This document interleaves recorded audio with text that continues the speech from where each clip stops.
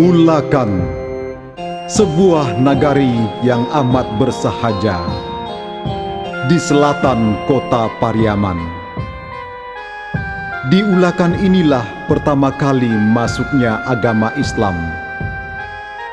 Dan dari Ulakan ini pula menyebarnya agama Islam ke seluruh nagari di Minangkabau. Syekh Burhanuddin berhasil mengembangkan ajaran agama Islam dengan Al-Quran dan hadis sebagai sumber hukum.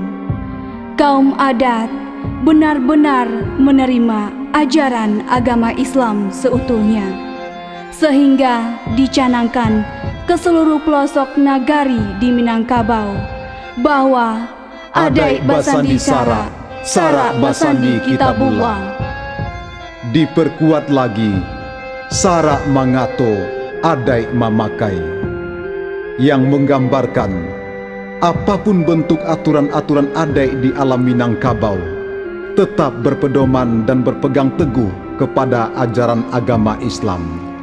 Setiap tahun di bulan Syafar, hari Rabu minggu kedua, umat Islam datang berbondong-bondong ke Ulakan untuk berziarah ke makam Syekh Burhanuddin.